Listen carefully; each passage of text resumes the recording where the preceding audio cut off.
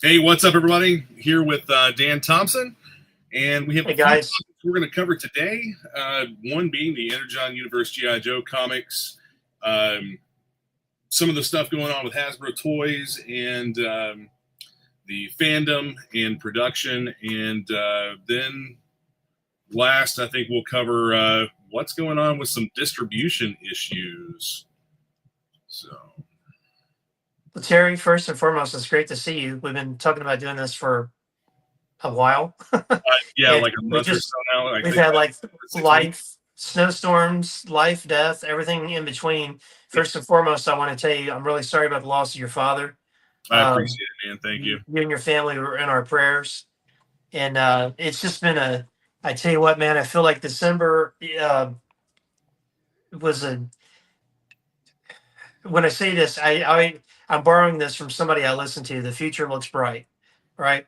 And December and the first couple days of January have been really rough, and Yes, almost feels yeah. like it's the last vestige of 2024 and the last four crappy years of the economy and the world events and all that. Just the last kind of gasps, before we kind of get out of that and move forward. Because we've had a it's been rough for us because we had one of our close customers passed away that I was friends with. Then on top of that, another customer I'm friends with, his wife, something happened with her, and she's in the ICU and not doing too well. Although there's a little bit of hope for her. Then I had a friend of mine that I've been friends with forever in the Joe community. One of the sweetest guys you'll ever meet. His cat of 18 years passed away, and people can say whatever about animals. He reached out to me when my cat of 18 years passed away, and so he kind of knew where I was at, and him and his wife were kind of going through that, and and then the thing with your dad, and it's just like, man, I trying to cut weight, and I kept drinking bourbon. Just like I couldn't. I Yeah, was like, I was like, I feel that, life's man. handed me this bottle of bourbon. I don't know what to do.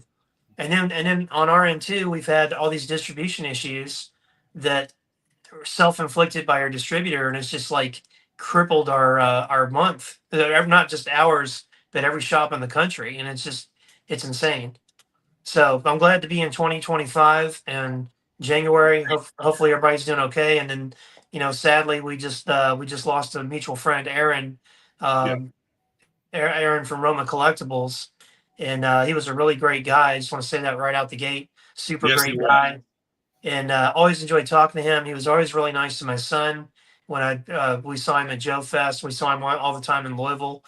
We really missed him when he wasn't there um, this past show or two, and we found out why. And just hearts and prayers go out to his family and loved ones, and we'll miss him. Yeah, he was an asset to the community, man. He Yeah, was. he was what I would call a real fan. A real fan. He loved the stuff.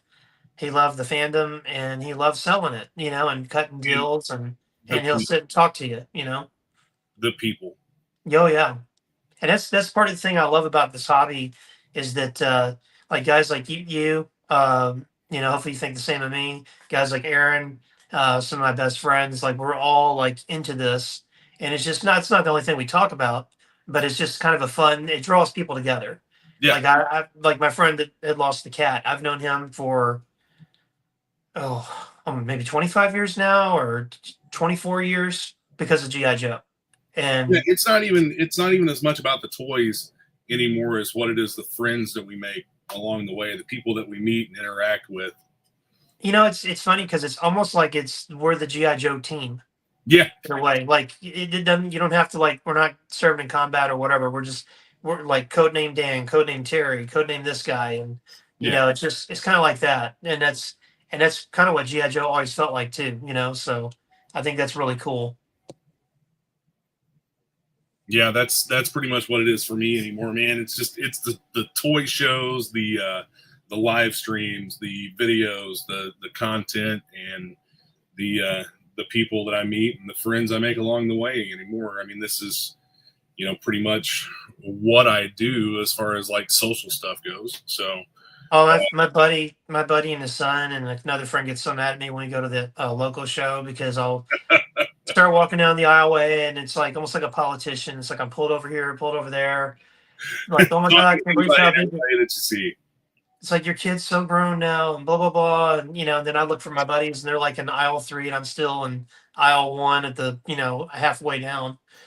But that's part of the fun of it. And it just, I like seeing everybody be happy. Everybody, we get to relive a really great part of our childhood and pass it on. Like my son's 8 and he's in the living room playing with GI Joes right now. Yeah, dude, And my daughter's even into some of the GI Joe figures. I think that's great. I think it's fun, and it's just, it's a.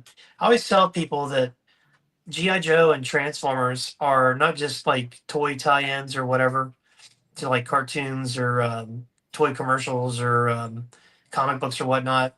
I think they're just as viable as the X-Men, the Justice League, or the Avengers. I think their characters are just as great, if not even better. You know, Yeah. because like have a bad day and then watch you got the touch when Prime's going to go fight Megatron. If that Yes. doesn't get you jazzed up, I don't know what does. But it's So one of speaking it's of Transformers, the Energon universe. I know you've read number 1, and I'm sure you've read number 2. What did you yeah. think of the GI Joe issue 1? I liked it. It's a little bit different than how I would have done it. But there's some elements of it I didn't like. If I was the writer on the book, there's elements I didn't think of that Joshua Williamson did that I really liked.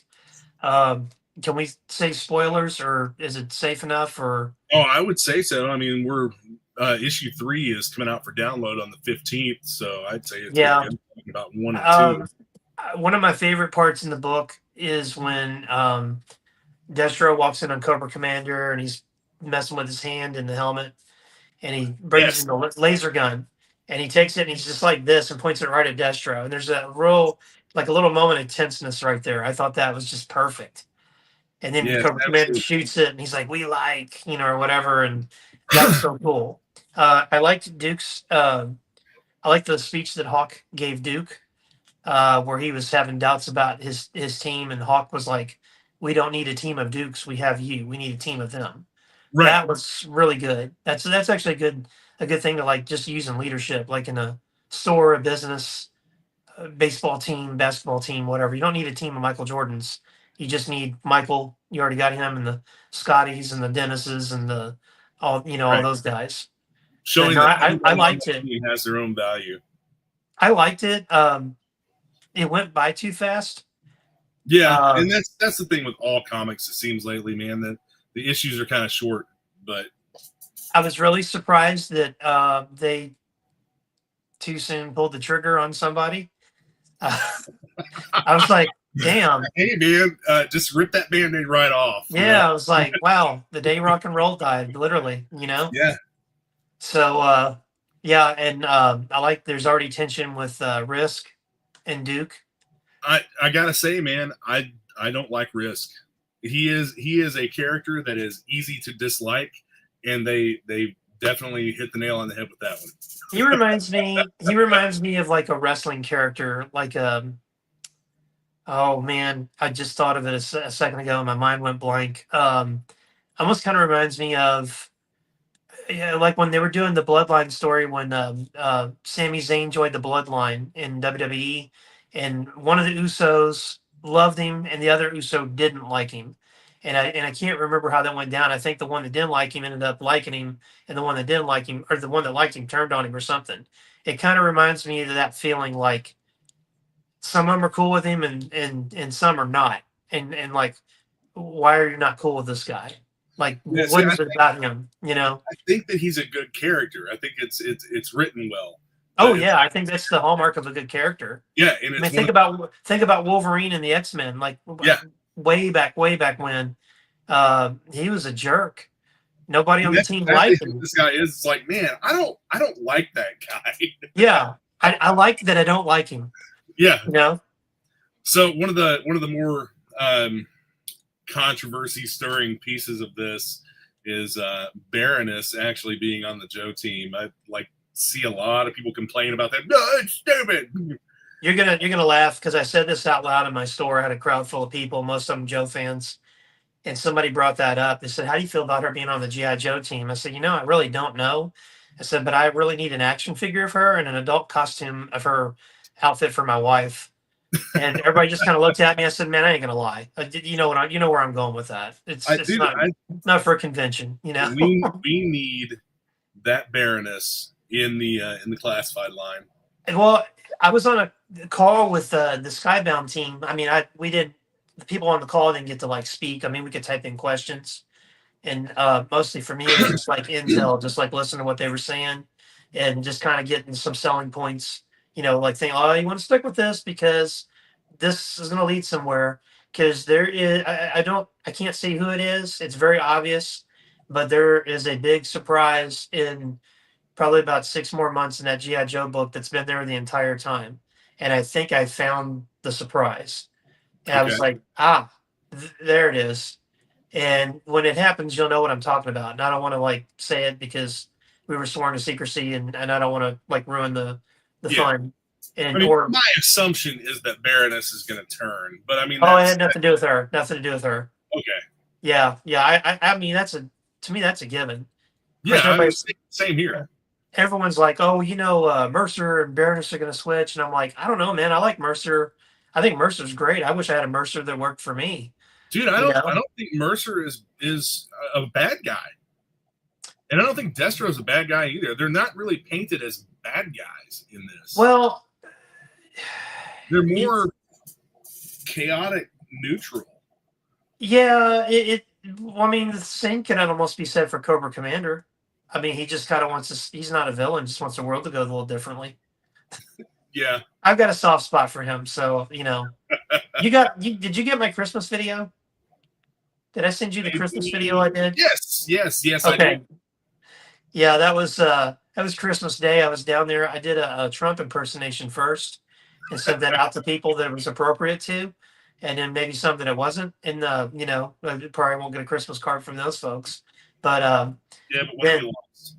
yeah, and I was like, oh, you know, I'm looking right at Cobra Commander while I'm doing it. I'm like, well, it's kind of the same thing. So I'm gonna do him next. And it took a few takes, and I was like, I get one take that's perfect. That I was like, man, that sounds like him. And then I'm like, wait a minute, I need to add music. And I'm like, damn. I was like, let me start over. So I had to like engineer that. But yeah, I'm glad you like that. Everybody got a kick out of that. Yeah, So sure. I've got a soft spot for him. And I'll if I don't make it look like there's an earthquake, I don't know if you can see over there in the far corner.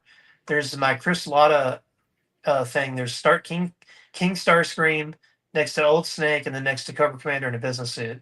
If somebody wants to screenshot that and zoom in. Old I'll put Snake is another one that we're going to need in the classified line. Oh my gosh, that episode is so fun. That season's kind of challenging to watch as an adult. It's kind of challenging to watch as a kid, but that is like one of my favorites. Just that he's in it, and I just love it because it's just like you feel bad for him. You're like, and it's kind of my mind. I'm like, what if he starts Cobra over again? You know, I tell you the one thing I would love to do. I would love to write a follow up to Worlds Without End just to see if Yeah. Clutch, Grunt, and Steeler, the Baroness, and her hot little helpers were able to kind of like rebuild the GI Joe team and like where that world would be right now, Yeah. and that to me would be a cool like, and then also like where are the Transformers at in that? Like you could almost kind of do the Skybound thing and have the Transformers come in. You know, that would be a lot of fun. But So I think the overall I like the book. I like the book. I think the Energon comics are doing some of what you're talking about with, and what we've talked about before with the classified line not really having any context. They're giving context to some of these characters and some of these figures that we've gotten that they didn't have before, Yeah. like the Valkyries. Oh man, that I was like, Dude, what that in the is world? brutal. I was like, man, they're not playing around, That and is I like absolutely it. brutal. Well, you know, and it kind of makes you wonder. Like, you get the birth of the laser gun, Yeah. and it's kind of funny in my mind. I'm like, are we eventually going to get to the point with this where we're like watching the cartoon? I, You know, where it's like, hey, we're going to dial down the effectiveness of the lasers and not kill each other, and we're just going to do all this like crazy schemes. And yeah, I don't think but so. no, I love it, and the Void Rivals book is excellent. Yes. The Transformers is excellent. It's funny. There's a YouTuber, I think it's Moonbase One or something. I'll watch his Energon reviews, even if I haven't read the book. like I might have it upstairs, and I'm like, well, I'm gonna go read it now, because they'll Yeah. go over the talking points and kind of like some things that might you didn't want to pay more attention to. And I'll read it or I'll watch it after I've read it, and it's like, oh, I missed that. Let me go back and reread it. But I love what they're doing. I think it's great, and I like that Joshua Williamson talks about he's got 50 issues planned out at least, and I'm like, that's great. I wish I'm real curious because I know there's a big. I just ordered them for the store last order packet and just confirmed it. They're doing another Energon universe special for Free Comic Book Day, Oh, and really? kind of curious like what this is going to be about because I remember the last one had some extra scenes in it, and then they put it in the graphic novels for the other books, the scenes that were pertain to it, each book. And in the Duke one, they added the extra scene where Hawk's like, "There's another team we're putting together." So I wonder if we're going to see this other team at some point. And somebody was asking me, like, "Do you think that?" It was funny. Somebody's like, "Do you think the Joes and the Transformers are going to cross over?" And I'm like, "Do you understand what the Energon universe is?" Like, yeah, Yeah. it's I mean, they it's already have. happening now. But they meant like, are they going to like fight and all that? And I said, I'm sure at some point. I said, but I have a theory that as the GI Joe book goes on, that it's going to be less about the GI Joe team going after the Cybertronians. It's going to be more about GI Joe going after Cobra because Yeah. Cobra's just going to run wild like Hulkamania in the '80s, and they're going to be the crowd to boo him, I guess, stop him. I love the fact that they have made Cobra Commander an absolute ruthless villain. He's awesome, and you like him. Yeah. It's really hard not to like him. I mean that miniseries they did. That's probably my favorite comic of the year or of last year. Issue one came out in 2023, and that was my favorite book of 2023. And issue five was my favorite of 2024. And I just thought that the way they did the Dreadnoks, the ones that survived, of course, are Yes. the ones that we know and love. And that, like I remember he was like, "You tell Ripper you may go," and he's like, "I ain't leaving." And he's like, "You're smarter than you look," And it's like, Yeah.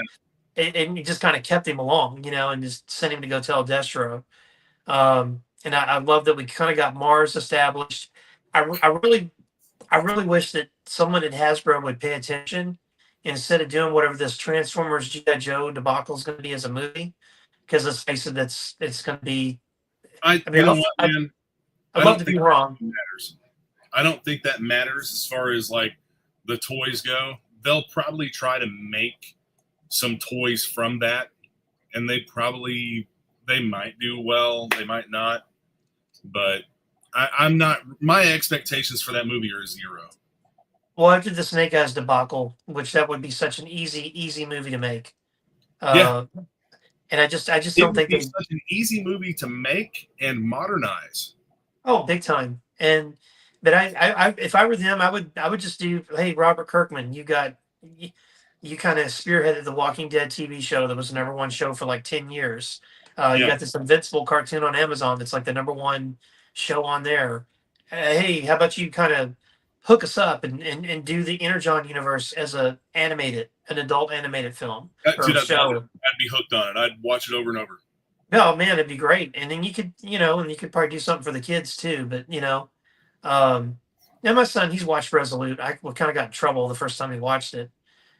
He was all like, he's like, "Is Major Blood dead?" And my wife's like, "What are you all watching?" I'm like, yeah, Joe, don't just go back to your thing. We're fine. We're good. I was like I'm gonna Yeah, be in trouble on that one, buddy. my little girl is obsessed with like scary movies and scary shows and stuff. And we started My son watching. is too. And is it like it must be a generational thing? Yeah, it must be.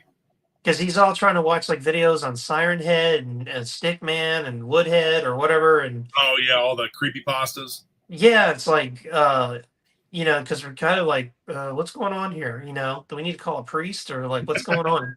You know, We but started watching Creature Commandos. oh, nice. Is that any The good? I like it. I think it's really good. That's It's cool. it's got some adult themes to it, but I mean it's pretty good, man. She loves monsters and stuff, so Man, I still think my favorite DC animated is their animated version of Dark Knight Returns, like with I Peter don't. I Weller. haven't watched it.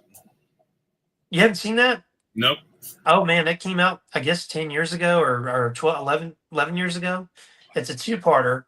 It's awesome. You probably I'm sure it's on Max or I mean you can find the Blu-ray Yeah, somewhere. I think they're all on Max, dude. But it's Peter Weller voicing Batman and oh it's awesome. It brings so much love and it it really does justice to Frank Miller's work. It's just very, very cool. Of course, everybody's kind of spoofed it and copied it in their own stuff now that people watch it be like, oh, it's just like this. Like, no, no, no. This was the thing that everything, everybody kind of took off from. Yeah. But it's excellent. It's very, very good. So, you got your Robo Skull back there. Yes, it Finally did. got those in. Really happy to have mine. I got to get them out and get them displayed here soon. I love this thing. It's creepy as hell. I don't have a spot for it, and I'm thinking about putting it in my wife's kitchen. And then but then I was like, I already spend enough time at my shop. I don't want to spend any more time there living there. You know what I mean? So, Marauder Task Force, Marauder Gun Runners, they are releasing figures that go along with that, and one of them right here, I don't remember what this guy's name is, and I just broke him out, but pretty cool. The soft goods cloak has a wire. When did they offer the is Marauder? Is that a Marauder thing or is that through the Kickstarter? This is a Marauder thing. Okay, because I'll have to look into that. Yeah, if you check out their website, they have geared up figures, which is a buck with all the accessories to make a figure, and that's how I got this one. They release them in limited quantities, and that's it. Sometimes they re-release them. Sometimes they have them at shows. Dude, their stuff. I know that you've got some of it, but their stuff is super high quality. I love buying from those guys at shows, especially.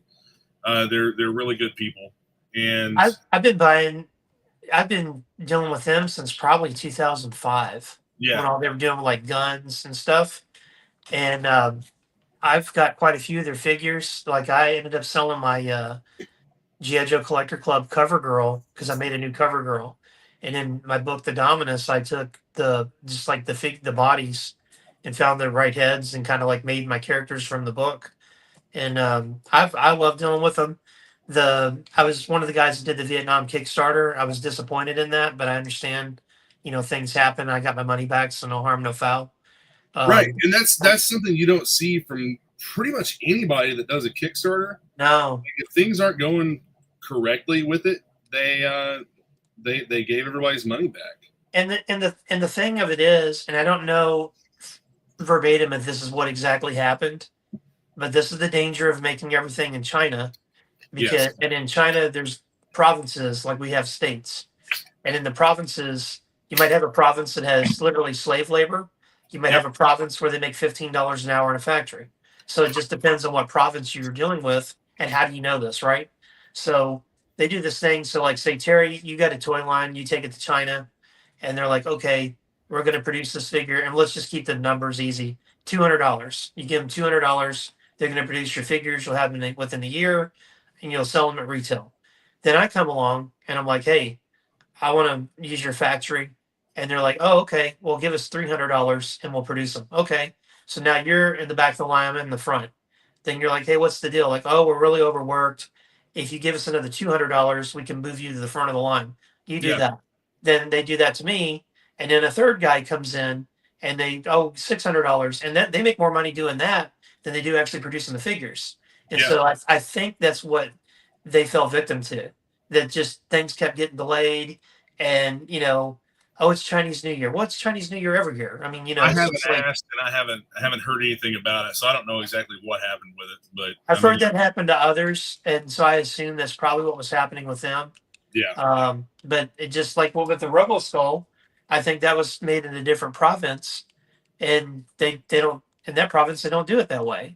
So but how do you Right. know that as an American? You don't know like, okay, what province uses mafia tactics and what province is like a factory in the 50s? You know what I mean? And it's like, Dude, that's part of what comes along with the communist ownership of companies. It really is. And a lot of people want to talk about, oh, it's extremely profitable. Well, yeah, it is extremely profitable because they're using slave labor. Yeah, and you can't compete with that. You have black market influences coming in and taking over with the mafia run businesses. Well, a really interesting, like, little tidbit here, historical tidbit.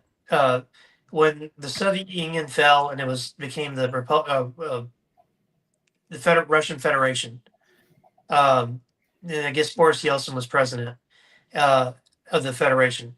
It got, it was real famous, like all the Russian gangsters, Russian mafia. Yep. Like it just blew up. Like they were making tons of money because it was kind of like, I don't want to say capitalism unchecked, but like raw capitalism with like no rules, which you can't have no rules in anything, or you just wouldn't have a society. And it's so like China's fed by capitalism. And in China, on the flip side, their provinces were more like how the United States was initially supposed to be, a limited central government with a powerful state governments, and the central government would like fight wars, build roads, handle disputes between the states. So when Putin got in, he went through and started to clean up all the oligarchs and all the gangsters and kind of cleaned that up. And then when President Xi got into China, he centralized power and kind of limited the power of the provinces. So there's a little bit less of the slave labor than it was like say 20 years ago, and stuff like that. It's pretty weird. It's like you kind of don't want to root for those guys, but in a way you're like, okay, well he did clean up the gangsters, and it's like legit companies now. Not all of it, but and the same thing in China. But yeah, there's so much trend there, and their economy is like this close to just collapsing right now. Like everybody, there was the big thing like China is going to surpass the United States in the year 20 something or another, and that ain't happening. And I think we're about to like really hit not to get into all that, but I think we're getting ready to hit a really nice economic boom that I hope people will be smart and bring these factories back, and let's figure out a way that, because if I didn't do what I did, I would love to work in a factory making toys. I want to see stuff like this made in the United States. Absolutely. These figures are so nice. The quality on these is fantastic. The quality on that Robo Skull is fantastic. Oh man, that's top notch. I mean, to think that was a Kickstarter. Yeah. And see, I think that too is where some of the economy is going to come from. Like, I'll listen to all these podcasts about political and social stuff, and it's like the legacy media is pretty much dead. Like people get their news from X, they get it from Instagram, they get it from some of these podcasts.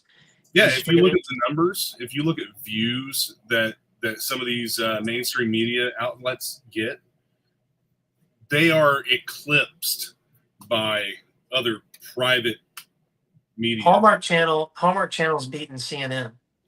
Yeah. I mean, that young couple's going to find love one way or the other, I guess, but they're going to find it at CNN's expense.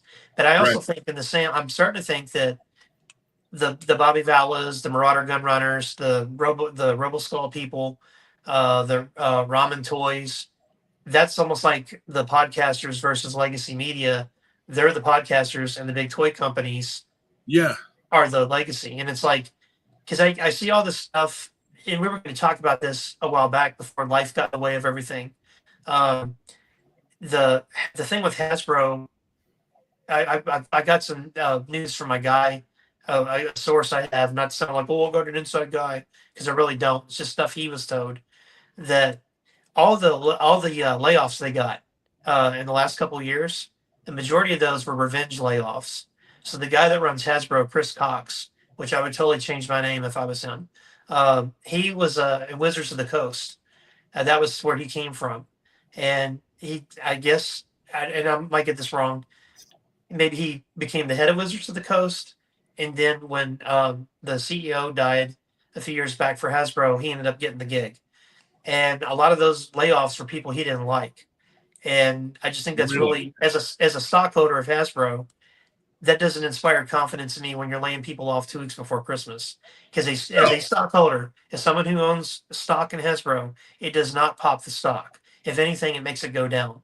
That Yeah. you're like, well, why are you so desperate you have to lay people off 2 weeks before Christmas?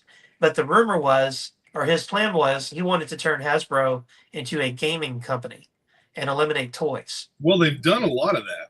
They have. And then also in eliminating toys, I asked my friend, I was like, does that mean like they're going to license them out or just not do toys anymore? And he said a little bit of both. And it's just like, what in the world, man? You're a toy company. I get it. You want to diversify, and everybody should. We try to do Yeah. that in our store, not just one thing. But like, I don't know. I don't think there's nothing in that company that represents the values of the Hassenfeld family or their legacy. Like we were when No, Elon I Musk agree. when Elon Musk made the comment about buying Hasbro because he's a big D&D guy, Yeah. and of course, I guess now people don't like him that loved him 3 years ago, driving his cars. Yeah. Consistency, I guess, right? So, um, I tweeted him and said, "Hey, if you do, I got a plan to reinvigorate boys division. I'd love to run it." And a buddy of mine was asking me. We stayed out in the store for like an hour talking about it, and I was like, "Man, I would have so much fun doing that." And one of the things I would do is I'd build a statue to the Hessenfeld family, and then I would have in the main hallway of the company. I'd get it out of Rhode Island. Sorry, I'd get it out of Rhode Island and get it somewhere where it's a more business friendly environment. And I would have like a fancy headquarters with almost like a little museum. And I would try to have like our marketing in house, some of our production in house, our distribution in house, and our corporate in house. And you'd have like this walk of fame where there would be like a bust of Peter Cullen. Like this guy Oh, helped dude, sell our stuff. You that would know, revolutionize that company. Oh man, like could you imagine like if you went in there as a guest and you could charge people for it? You could see the Yeah. archives. Like this is uh Don Levin. This is a statue of him or a photo. Kind of like if you go to like your state capitol, there'll be like portraits of the former governors and you know VIPs and dignitaries and stuff like that. Because these are people that help build the company. And my thing would be like, I'd have all my teams every week walk through that hallway and look at these people that enabled us to have a job and be like, be inspired, go create, make us money, let's make memorable things, and we're doing it to make memorable things, and obviously to make money because we're a company, a toy company or whatever. But like if you do it right, the money will come. I mean, because we're talking about GI Joe, we're talking about Transformers, and my gosh, those are over 40 years old. My son, 8 years old, is in the living room right now playing these cobras are fighting zombies or something, but it's like 40 years later, and it's like with minimal effort, and it's like they did something really great back then. They could do something really great now. And it's not really just Hasbro, it's all companies could do this. Like, don't, again, you lay people off, great, you're going to save money, but it doesn't move the stock that much. If anything, it goes down. Like, the stock has been hovering between $70 and $59 for 3 years. I haven't looked at it. I think the other day it was like 67, 64. So And it's they're like, just not growing. no, and it's like, yeah, obviously, if you spend money and you invest money, you're going to lose money in the beginning because you're spending capital. But once that capital starts to pay off, then you're going to go. Because my goal would be if the Elon thing happened, and like, yes, let's talk about what you want to do with boys division. That was my piss poor attempt at an Elon Musk impersonation. But like my goal is to get our stock from $62 to where it's consistently in the $120 range. Right. And to do that, you have to make sales. You have to be innovative. You have to do things. Well, And it's like, making sales also means not having shit being so poorly distributed that stores don't get it on the shelves, and it doesn't end up going to closeouts because stores can't move the stuff. yeah, and I think you have to be careful with that too because you have we've talked about this, the Ollie hoppers, the people Yeah. that think they're going to get a HasLab his tank at Ollie's, or they're going to get first run toys at Ollie's. Which sometimes that does happen. Not the his tank, but like sometimes things get messed up in distribution, um, and it goes to closeout instead of retail. A But that's prime very example what's that? is the Masters of the Universe Origins what was it, Palace Guards or Oh something yeah, yeah. that was supposed to go to Big Bad Toy Store as an exclusive, but instead went to Big Lots. Wow. Yeah, that I mean that happens, but that's people not paying attention and doing their Yeah, job. Well, I remember when Black Panther came out, the first wave of figures we couldn't keep in stock. yeah, Like they just flew out. And then wave two we ordered up on, and wave two came out. It hit Walmart first. People get mad like, well, you don't get them first. At one store, they're a ginormous company. dude. Like they're gonna be like, oh, you know what? Let's hook up. I mean, sometimes we do get them first because we're part of Fans Channel, which is a division of Hasbro that's GameStop. That's one thing I never understand why GameStop charges so much for Marvel Legends and Classified because they have the exact same buying power as you and I do. Yeah, And like you actually I think I probably get a bigger discount on my Hasbro stuff than GameStop does. But that's all negotiation. And it's like, but theoretically they have the same buying power. So they could have 100 stores. I mean, I've heard that they're kind of slated to shut down this year too, like Big Lots and all these other, legacy companies, which is really. sad. Yeah, there's the GameStop's been kind of on the verge, but I'm hearing like some chatter that this might be the year that you see a lot of tightening of the belt, so to speak. And Big Lots has announced they're closing all their stores, although they're trying to find a buyer to stop that. And people are like, "Well, that should be good for you. It's less competition." I'm like, "Yeah, but I don't compete with GameStop. You're not going to GameStop to get your pull list or to get your special orders. Yeah, you're You not going know, to GameStop to buy your comics.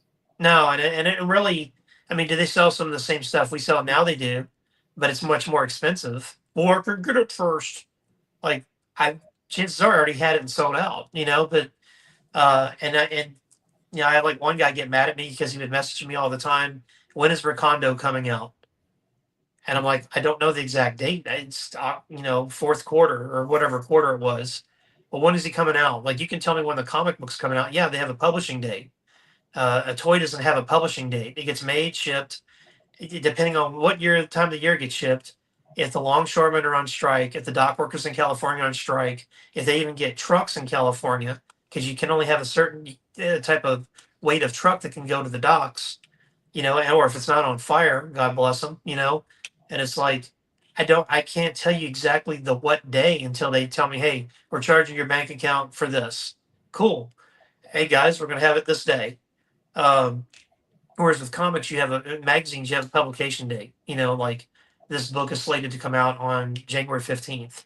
Unless it's like delayed by the publisher and all that. But yeah, the distribution's so messed up. And speaking of distribution, if you want me to tell you what we're dealing with, Yes, I was actually getting ready to ask. so Speaking of distribution, what's up with Diamond Distributors? oh, Diamond Distribution, for a long time, I'll give you a quick rundown, is basically a legal monopoly. And the guy that owns, back in the day, there used to be like 15 to 20 distributors for comic books and periodicals and stuff like that. The guy, I can never say his last name right, Chuck Rosinski or something, that owns Mile High Comics, was a federal witness that testified that Seagate Distribution was a monopoly. So they had to break up, and you had all these different distributors pop out, including Diamond. Years later, all those distributors folded or were bought up and all ended up kind of becoming Diamond. And the same guy testified that, oh, but Diamond's not a monopoly. And the government doesn't understand comic books or comic book publication or distribution. So they're like, oh yeah, this guy with a ponytail knows what he's talking about, so we'll just leave it be. So Diamond for years was a monopoly. There might have been a couple of like little small publishers, but they didn't have Marvel, DC, Image, whoever. So when COVID hit, um, you know, uh, we were the week we found out we weren't going to be able to be open to the public. Was like okay, and people have asked me I should write a book about business and we dealt with this and how we're still around. And one of the things I said was clear everything from the windows. Let's set up tables. We'll lay out all the new product on the tables.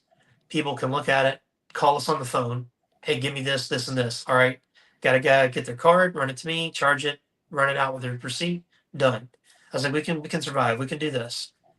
But then here comes the problem. Diamond says we're shutting down because of COVID. Why? Toy distributors are not shutting down. Bookstores are still getting books and magazines. Why are you guys shutting down? COVID. Diamond. We're Diamond. So Money. Diamond literally killed the entire comic book industry during COVID. Not COVID, but Diamond. So as a result, once Diamond got up and running, um, then there was this silly thing where comic book pros were going hashtag pencils down, and it was stupid. It was stupid they did that. And great guys like Todd McFarlane, and yes, great guys like Rob Liefeld got it. Said no, pencils up. Let's get our work done, because at some point we're going to open back up, and we need to have product for these retailers to live, and for the fans. We owe it to them. And they were like, let's get the work done. So one of the things that ended up happening shortly after Diamond opened back up, I think it was like July, July of 2020, maybe, because it was wild, man. Like we did curbside Wednesdays and Saturdays, and then like Tuesdays is usually when we get all our product. So let's keep coming in on Tuesdays because we're selling a lot on eBay. We'll just kind of keep that same rhythm, and I would take sections of the store home, list them, and then bring it back and kind of slowly reset the store. Because at some point we're going to be open to the public again, and I want the store to look fresh and new and all that, and half of this stuff be gone, because we're selling it like hotcakes. And so it was funny because when we opened back up, we opened on Wednesdays and Saturdays. And those 2 days, we were doing more than what we were doing 7 days a week prior to the pandemic. It was crazy. And then DC Comics said, you know what? Diamond breached our contract. We're leaving Diamond. We're going to go through 2 new distributors. And the controversy was the distributors were comic book stores, mainly online. Uh, One was, I think, Discount Comic Book Service, and I forget what the other one was. So it was like Lunar, and I forget what the other one was. So we went with the other one briefly, and then they stopped doing it, and so we all go through Lunar. And Lunar is excellent. I don't care that they're theoretically competition. It's not been an issue. They keep it separate because the fear was like, well, they'll keep all the good books for themselves and send us the bad ones. Like, okay, then you contact your lawyer, or you know, get fired up with them, and none of that's happened. And in fact, for a company, a small outfit, they do DC, Image, and a lot of the smaller publishers. And then eventually Marvel kind of left Diamond and they went to Penguin Random House. And we thought that meant that like Marvel was going to be in grocery stores again, in drugstores, gas stations, and none of that happened. And in Penguin Random House, free shipping, the discount wasn't as good as Diamond, uh, but Diamond lowered the discount with Marvel because now Diamond gets their stuff from Penguin. So they're like a middleman instead of being, the distributor. Like they have to buy it from them and then they sell it to us. So we did Penguin Random House, and like the first week, it was atrocious. I mean, it was like, are you a wrestling fan at all? No. Okay, so there's a famous. Have you heard of Chris Jericho, right? Yeah, I've heard of Chris Jericho. So back in WCW, Chris had a feud with a guy named Dean Malenko, the man of 1,000 holds or something.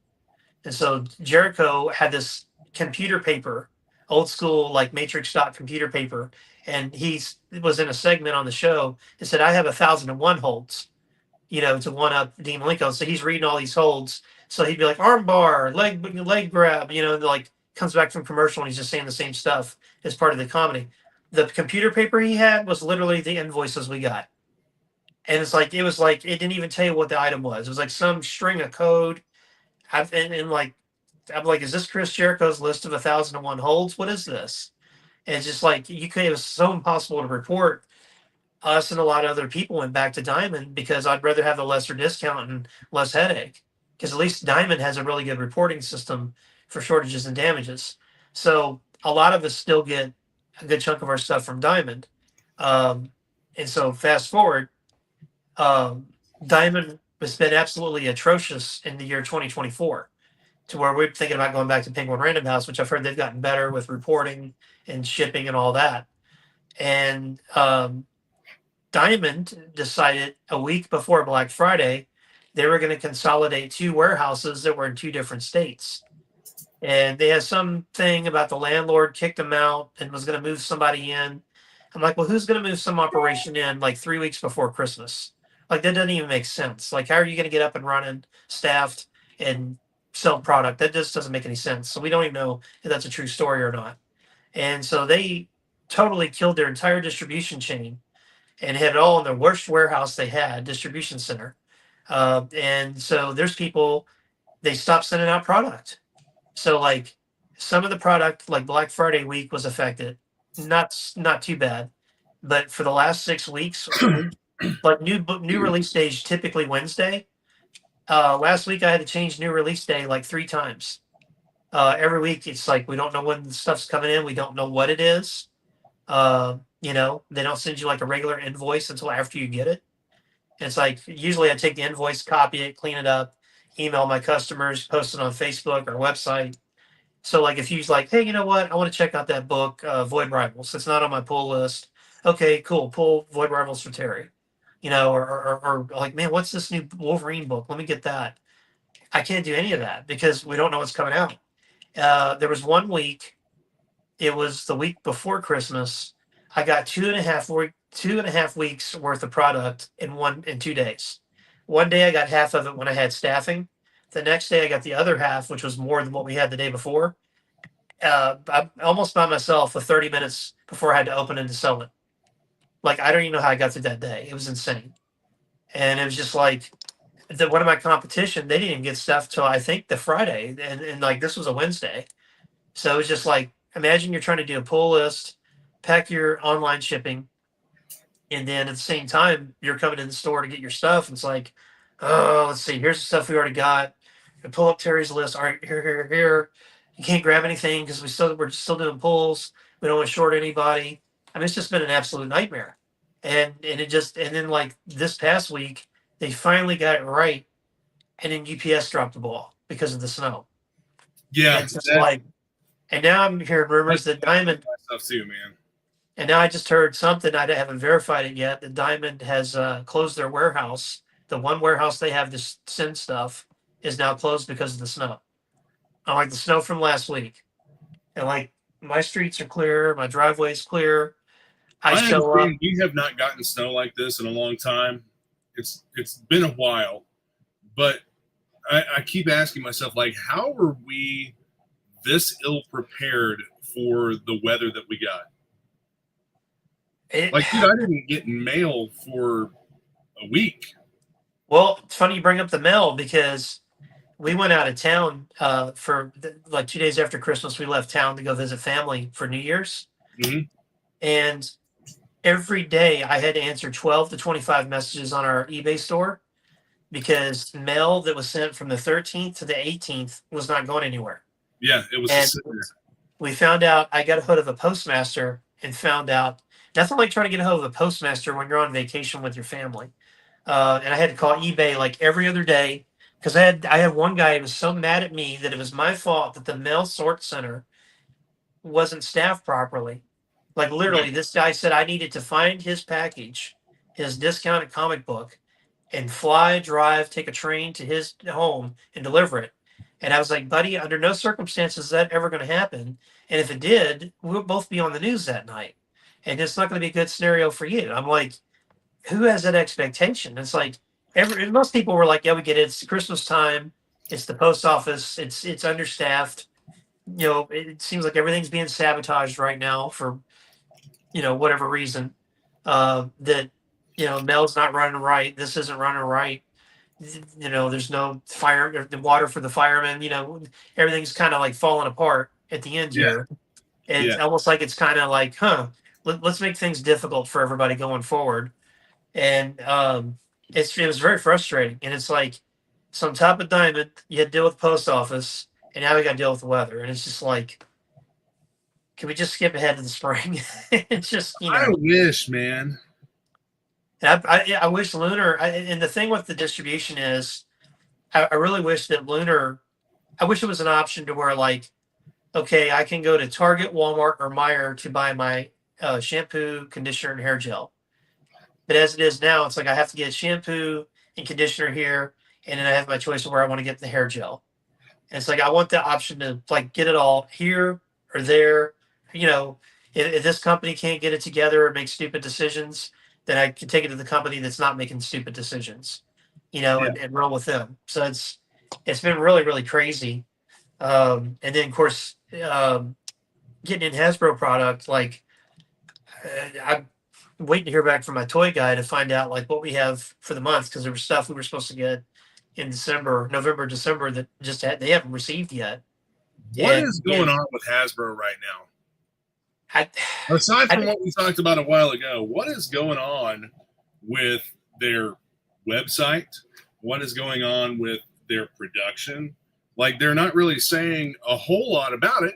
The only thing that we've heard is that they're making some production moves, but what exactly is going on? Because the latrine viper with the outhouse that was the classified shit viper, that guy is that's no longer awesome. on the website. And looking at my pre-orders, I have pre-orders for him, and they're dated for like September of 25. Wow. I think that it's man. There, you ever seen the movie Get Carter? I may have. Okay, so there's the original with Michael Caine, and there's a remake with Sylvester Stallone, and Mickey works in that, and Michael Caine has a small part in it. And I don't know if this line is in the original, but in the Sylvester Stallone one, this guy's telling him, "You have to take care of the business, or the business will take care of you." Meaning, like Stallone's job was he helped remind people of debts they owed his boss, and go rough him up, get the money. Yeah. And then I guess he had fooled around with the boss's wife, and his brother died, and he had to go take care of that. And anyway, so it's kind of that. If you don't handle business, the business will handle you.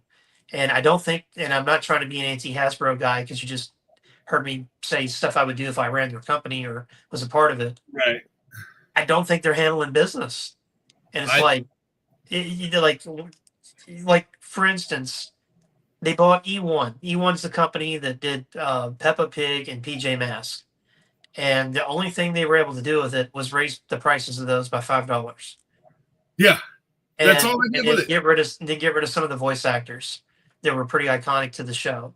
And then they ended up selling E1. So and I got my numbers wrong here. So any fact checkers or community noters out there can please correct me on this. But I want to say they bought E1 for like $4 billion because the idea was like, oh, we're going to have an animation studio because we're going to be like Marvel Studios, and they sold it for 700 million. Hang on. So yeah, Let's that's a huge loss. And to me, like anybody involved in that decision should be terminated.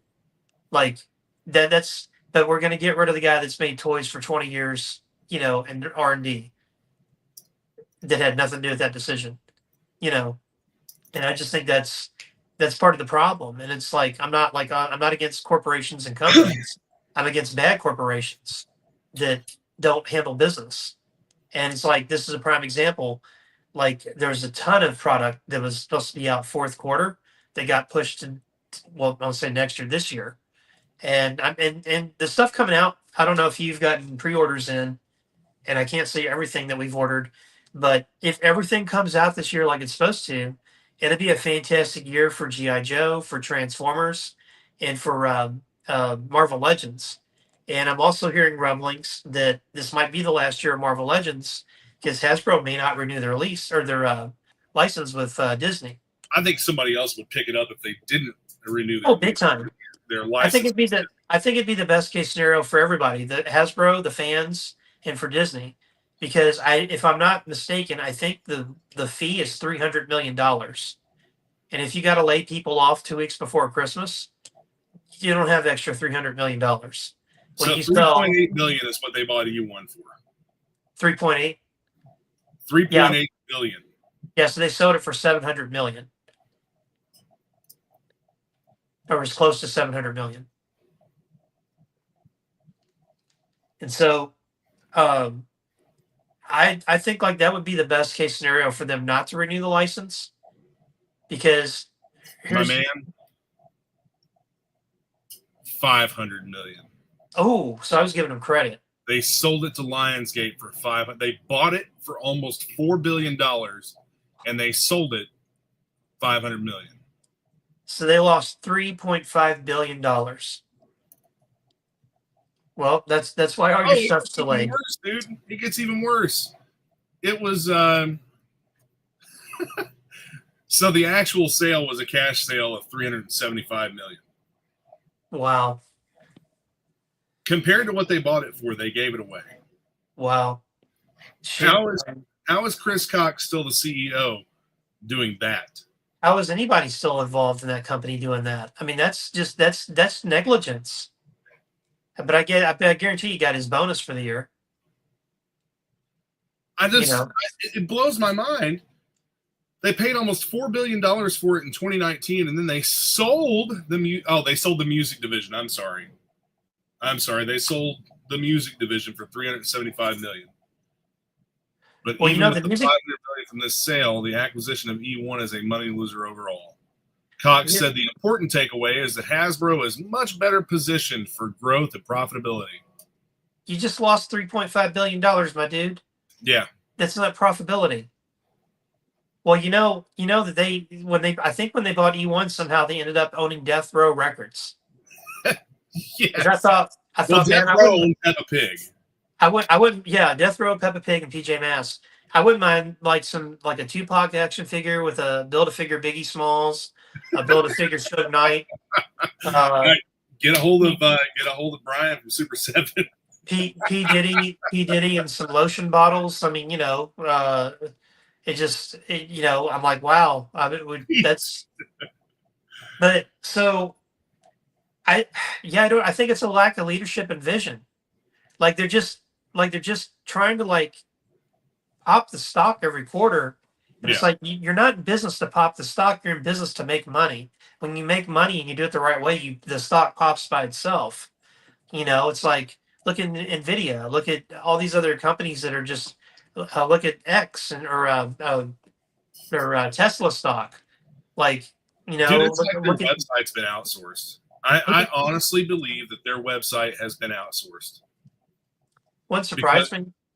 It's not friendly to navigate. It's not friendly to make an order through. Even when they do pre-order drops, when you go in and try to get some of the stuff that's being dropped for a pre-order, you have to verify the same things multiple times, and that's not really helping keep people from buying too much or more than what they say that they should be allowed to, or whatever. It's not really helping with that. It's just making it cumbersome, I think. Ultimately, what does that matter if they need to police who buys what? Your job is to sell stuff. Right. If you and I go to the local car lot and buy all the cars because we're crazy and we want to have all the cars, or we're going to resell them, what does it matter? I think everybody should have access to stuff. Yes. And I don't mind that there's a limit, or like a limit per transaction, because you got the Ollie Hopper scalpers that are going to sit there and, sell stuff and all that. I mean, I resell stuff too, but I'm not buying a HasLab just to resell it, or the Latrine Viper. I think those look cool and I want to have them on the shelf, or whatever. Yeah. But here they showed this big setup with all the outhouses stacked on top of each other and whatnot. With what was it? I think in that Dio said it was 8 or 10 of those things put together. But then they purchased 2, and it's a Hasbro Pulse exclusive. I don't understand why they don't instead of doing the crowdfunding, and I guess this is kind of like crowdfunding, but you do hey, here's this item, who wants to get it? There's no limit to how many you can buy. Right. And then, okay, we have 100 million orders. Great. We lock it in, you pay for it, then we take it to the factory. Yeah. Instead of the crowdfunding model, because and I'll be honest, I've done the GiJoe HasLabs. I like the way HasLabs work. But it's really weird that $1 billion company, or maybe, well, I don't know, maybe a $500 million company now, does crowdfunding. like I did crowdfunding for my book, but I'm an individual. I'm not Marvel or DC Yeah. Comics. You're It's not just, making the Robos, or they're not making the Robos. yeah, it's weird. It's just weird. Like, and Mattel Creations does it too, but I mean, I had almost kind of changed the model where it's like a pre-sale, like that you pay for up front, and Yeah. here's you got a month to order it, and then at the end of the month, here's our orders. If we get Hey, over it, that's what they did with the new Sentinel for X-Men 97. pretty much. It was, here's this pre-order. You pre-order it now. You won't be charged until it ships. Well, you know that. Well, I would take the money up front. I would, because that way people can't back out on you. Yeah. I mean, it would take a lot. It would take like thousands of people to back out to really hurt it. But and I don't want to come across as somebody negative towards Hasbro because obviously you and I enjoy their products, but I'm It's also seeing too. negative toward them right now, though. I'm also seeing too that like Super 7 just announced that next wave of O-rings, which look pretty cool. Then Super 7's doing Micronauts, which I think is pretty cool. You've got the Loyal Subjects. I don't know if we talked about this last time. Loyal Subjects is doing Mask, Jim, Rom the Space Knight, and my buddy, and I think there's something else, and that's all supposed to come out this year.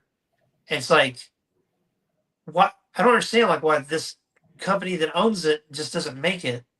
I know the idea, the Cox's idea, uh, Cox, whatever his name is, wanted to be a license holder, and I'm like, okay, but what's the fun in that? Like, what do you do? I hold licenses.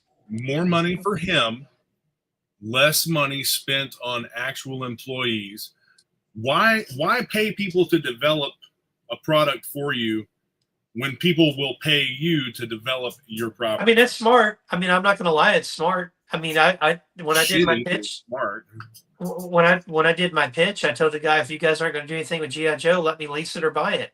I'll get investors and I'll buy it. If you hate the fact that it's an American military superhero team, I'm sorry, that's what it is. I'll buy it, or let me get the license for it. You can rake me over the coals.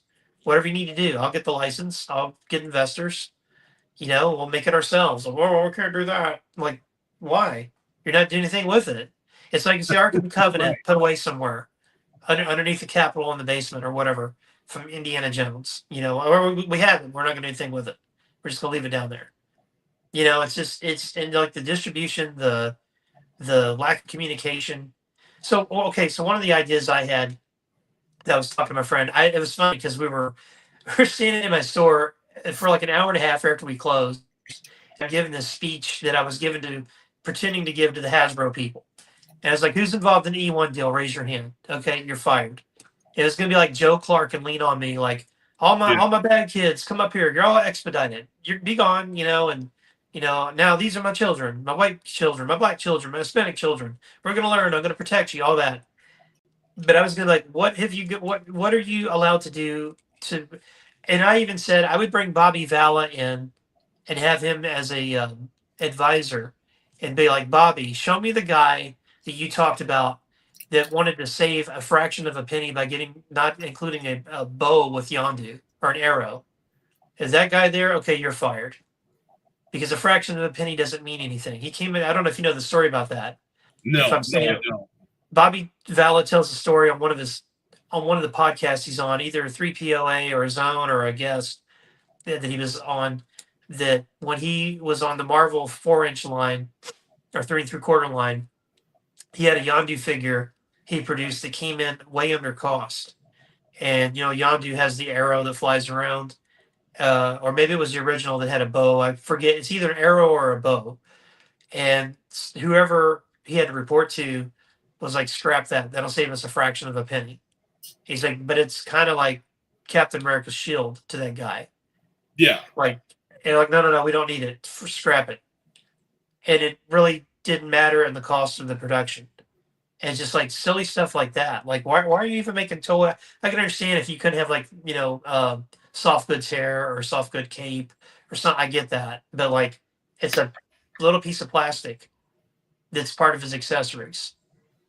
It'd be like, oh, we're not going to put an Uzi with snake eyes. Let's save a fraction of a penny. Right. Just silly stuff like that.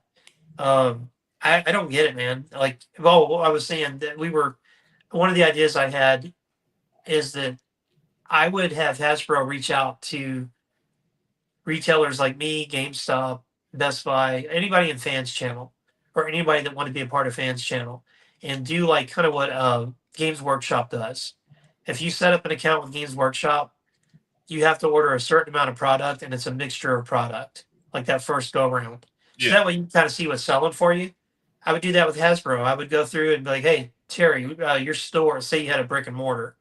We want you to be one of our accounts, but you got to get a little section of Star Wars, G.I. Joe, Transformers, Jim and the Holograms, Strawberry Shortcake, games.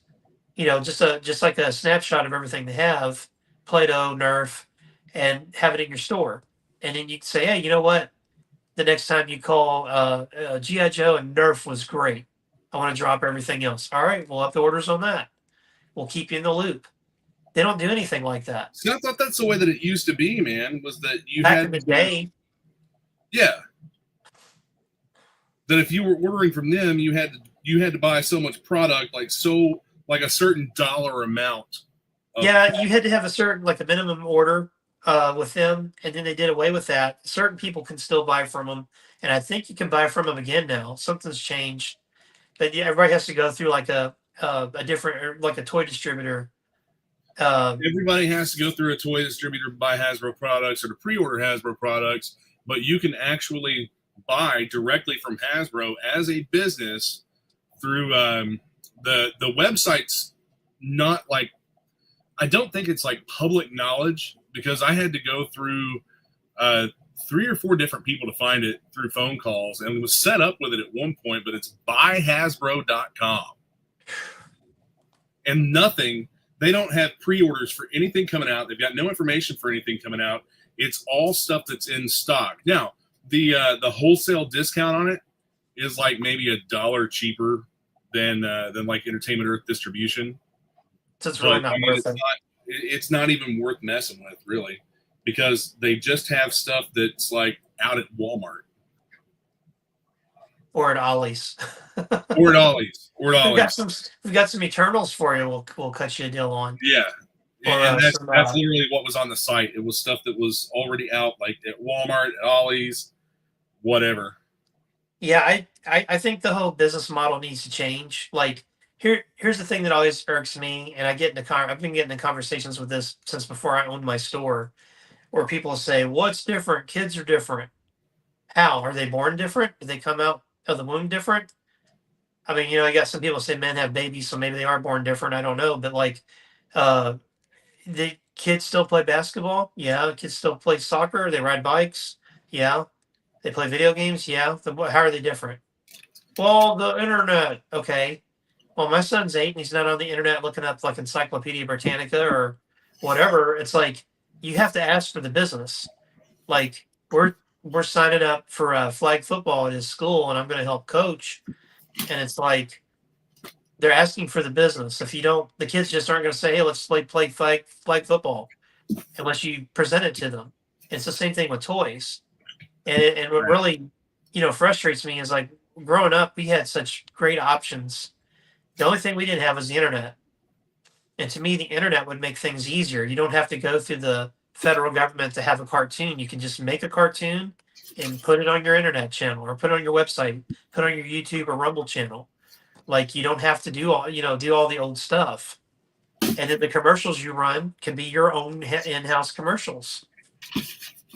And you can actually track your metrics versus you put it on, well, they don't have cartoons on anymore, in the mornings. But like, say Fox Kids, they buy so many episodes. Well, who the hell's watching it? You don't know. But if you have to log into a YouTube account, okay, Terry and Dan are watching the new G.I. Joe cartoon. Okay, there's their demographics. Or Dan's son is logged on watching it. Okay, now we got a kid. You got the demographics. And you can see, okay, here's where they're logging out, so it's too long. Or we make it longer. Or I don't understand why YouTube gives us analytics for like how much watch time there is on a specific video. I know that that's information they have access to. Oh, big time, yeah. And it's like I don't understand why they're not being more strategic. It's like when digital comics was going to be a threat to paper comics. And I was on a panel one time and I said, it's not going to be a threat because you don't own anything. Well, I've got the entire Marvel library. Oh, you're reading on an iPhone. Like I thought the whole Yeah. thing was supposed to have a big giant TV in your house to watch movies, not shrink it up. And same thing with comics. Like I can't read comics like that. And digital comics never really took off. I said instead of using the technology to replace the item, let's use the technology to enhance it. So like you get a comic book, say you're visiting Louisville and you get a comic book, you scan the QR code in the back and it tells you the characters in the book's first appearances. And your daughter's like, "Hey, Daddy, I want to find the first appearance of Miles Morales." Okay, let me scan the QR code again. Oh, there's three shops we can go to: the Zone, Comic Book World, or the Great Escape. They're within so many miles of where we're at in the hotel. Let's go check those out. Then you are armed with knowledge like, hey, do you have these issues that feature Miles Morales? Oh, actually, we do. Here they are right here. Or we don't. We have the graphic novel that has all that. So that way you're helping the shops, you're satisfying the customer's needs, and you're creating new fans. But you're not replacing what it is they're buying with something they don't own that you got to, I mean, we spend enough time looking at screens, probably too much time. And it's like, I don't really feel like I want to, like my favorite or, like a pastime, read a comic book. I want to look at another screen. You know what I mean? See, Or that'd be I like, differ in that regard because I do want digital comics because I don't really have the capacity for collecting physical media. and I understand that. And I think it's so like, I don't have a problem like looking at something if you're on a trip. But see, like if I go on, like we just got back from vacation and I took two graphic novels with me. So I was like, when there's Yeah. downtime, nothing to do, I'm gonna sneak off in the corner and read these. I'm just And not so interested in like owning actual physical books. I get that. I get that. That makes sense to me. But like they wanted to like totally replace it. Like they're gonna save so much Yeah, money. that's because you have people that collect that stuff, man, and that doesn't really do anything for them. Well, it's like if I said I collect Ferraris. Like, And wow, you got pictures of them on your phone. Yeah, I got 1,000 Ferraris. How do you afford that? I'm in a comic and toy store. Oh, it's all Yeah. on my phone. Like, it's on the photo next to all my girlfriends or all my sports teams I own. You know what I mean? Like, Yeah. it's so silly. Like, like look at all these GI Joes I have. See, they're on my phone. Like, it just and humans by nature are collectors. We have been since caveman times. And then there's problems with that too. Unfortunately unfortunately for the cavemen, they bought their stuff at full retail. They didn't wait for it to go to Ollie's. And then which is interesting too. Here's a problem too that they're facing, that some people in the fandom, not just GI Joe, but any fandom, they're like, oh man, I want to get that new Optimus Prime, or I want to get that new Snake Eyes figure, or that new well, nobody wants to get the Acolyte figures. Never mind. I want to get that new Spider-Man figure, and they're like, oh, then I'm going to wait till it's on sale at Ollie's. I'm not going to get it at Ollie's. Support the brand. I'm not going to get it at Ollie's. I'm going to wait till it's on sale at Ollie's. And then they're like, well, I don't understand why they don't make Spider-Man figures anymore, or GI Joe or Transformers. Well, because they weren't profitable. They had to take a loss and send them to discounters, and then you didn't buy them then. You bought them when the discounter put them on sale. And I mean, I'm all for getting a good deal. I mean, like, especially having 1,000 Ferraris, you want to get the best deal you can on those. But, it's like, I mean, come on, man. Like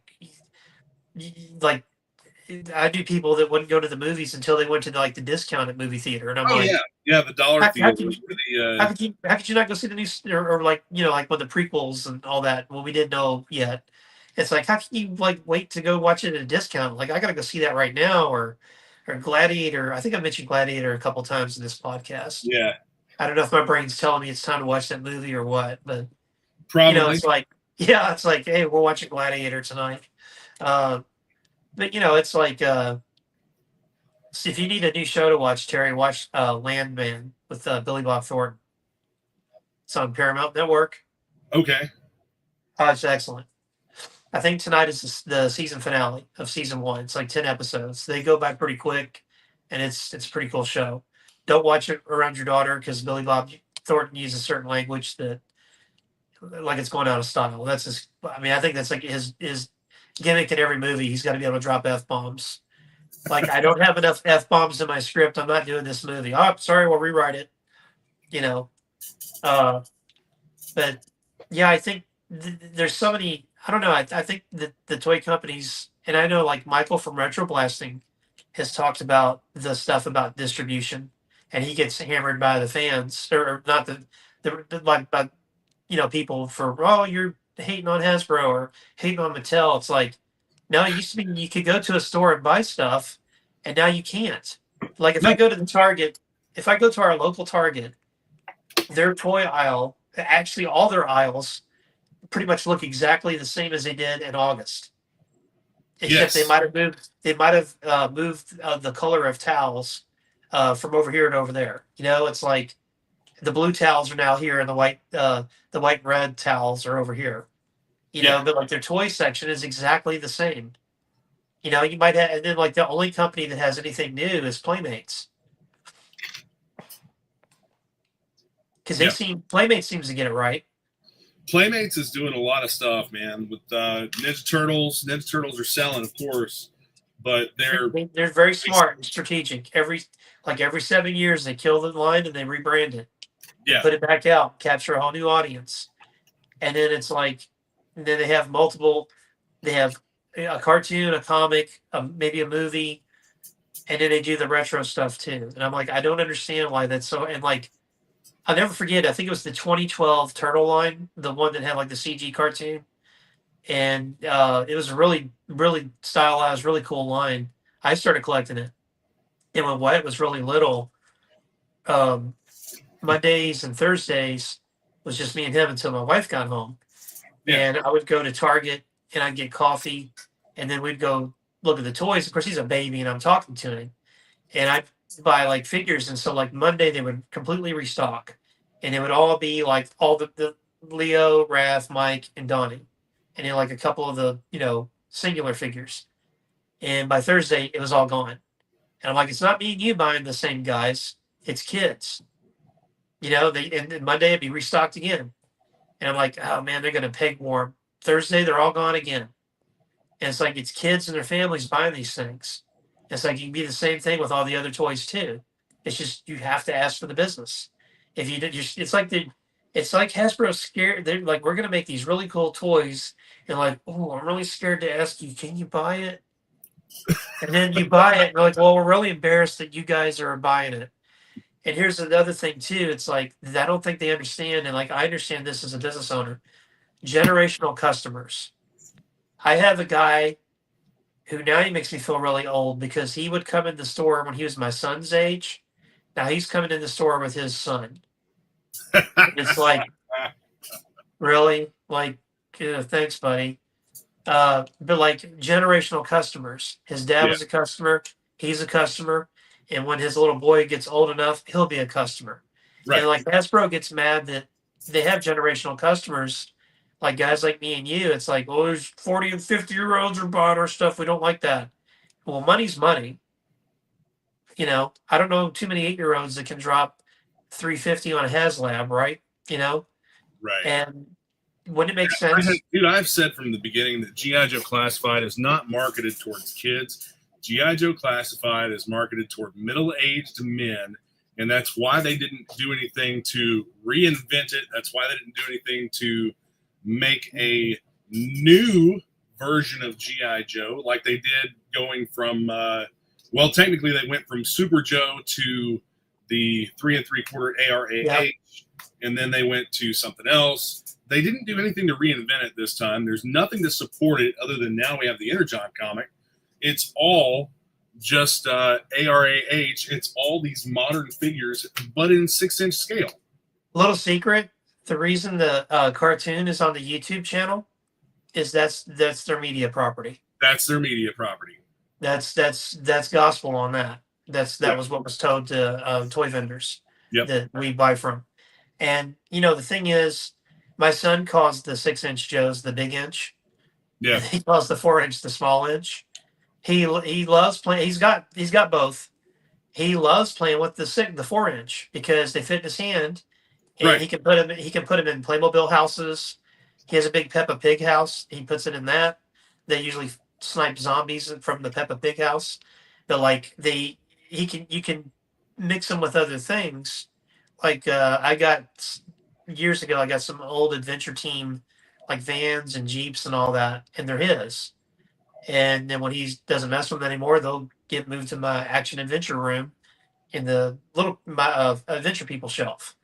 And it's like he loves those, and he uses them with his Joes. And it's like that's your audience right there. That you can do stuff for us, you can do stuff for them, and you can make a cartoon like that aforementioned Ninja Turtle cartoon. Yeah. Somebody lent me this was like years ago before my son was born and before we moved our store. They lent me like season 1, so I had it playing like for 2 days straight in the background.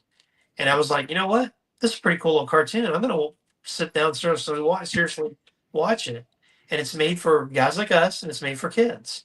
And it's Yeah. like it's not that hard to do it. He watches the old cartoon with me, and we watched the. It was funny on vacation. We watched the season 2 episode where Shipwreck tells the fairy tale to the orphans, and it's Ship Shape and Leatherhead and Frogface. And Yeah. my son was going nuts over that. It was so funny. He was like laughing his head off. We thought we were going to wake. I still laugh at that. Oh, I forgot how funny it was because I usually rewatch the season 1 stuff, and I don't get too far into season 2. The season 2 has some real good gems in there, and I'm like, just continue this. Try to get it as close as you can to the original stuff with kind of the theme and the adventures and the animation, just minus the errors and color errors, Right. and have some of the guy that voices Zartan is still around. He said, "I love that he's retired." He said, "I had to come out of retirement to do Zartan." Shipwreck's still around. Like, bring in the guys, and then bring in guys that can duplicate the voices or close to it. Yeah. And just have something. Because it's like, what are our kids coming home to watch? He's watching YouTubers. Yeah, they're watching things. YouTube. They're watching shit on their iPad. They're not watching. Yeah. There's no like, oh man, Terry, I can't wait to get home and see what happened to Duke or Optimus Prime, like when we were kids. And it's funny because a buddy of mine and I got into an argument about Transformers 1. This is before it came out when they had the trailer. I didn't think the trailer was that good. I thought it looked kind of like Thor: Love and Thunder, silly Billy humor. Yeah. Let's dumb it down because it's for kids. And I'm like, I'm sorry, my kid's not dumb. Like, smarten it up. And he's like, well, yeah, man, it's for kids. I was like, dude, the stuff that we still dumb. the stuff that we still watch was made for kids when we were kids. And it's that good that it's holding up 40 years later. That we're still talking about it and buying it, It's like you make something good. Like, think about all the sports that disappeared that somebody might have made up, Well, they all claim at the Olympics now, but like baseball, football, and basketball, soccer. Yeah. There's a value in that, and people enjoy it, and they keep going back to it. It's the same thing. If you make something good, they're going to keep coming back to it. Whether it's a toy line, a cartoon, a restaurant, a movie series. James Bond. I mean, 50 plus years of James Bond. They made a cool concept that was based off of books, translated it very well into movies, and it's got a huge fan base. Yeah. But kids are different. We can't put out James Bond. No, they're not. They just got to ask for the business, put something out. The kids are like, ooh, that's cool. Right. Well, man, my little girl is about to get up, and I'm going to have to get off here and do dad things. Yeah, same here. Well, great chat with you, man. Let's do this sooner rather than later. Hopefully, yes. Do you want to do one before the GiJoe show? I would like to, yeah. Speaking of which, I've got some really cool stuff that I'm going to be doing for the GiJoe show. I'm going to have a fly-through of the entire show at the very beginning and the day of the show with everybody there. So we could do like a little impromptu micro podcast. Yeah, we might be able to do something like that, man. So, like, that'd be cool. 5 minutes ends up being like 2 hours for us. Like, shoot, Yeah, we we're can do going to something. close. I got to shop. I got to shop around, man. We've been talking too long. Yeah, I'm sure we can do something. That's cool. That would But be yeah, cool. let's get together before the show starts, and that We sounds can, cool. I can't wait to see. yeah, I we can can't go wait to see live it at in the show. person. Yeah, and I told Terry before we started the show, he's showing me some of the stuff he's going to have. I was like, I don't think I'm going to bring that much money to this show. And I was like, don't be offended if I don't come to your table and say hi, because I don't want to spend all my money in one spot. Like, I thought you weren't going to spend that much. Well, I went to Terry's booth and, this cool stuff. He got me again, Yeah, Oh, and it'll be a good time. I finally ordered the O-rings for the Joes. Good. I haven't got them yet, but we ordered them, so we'll see.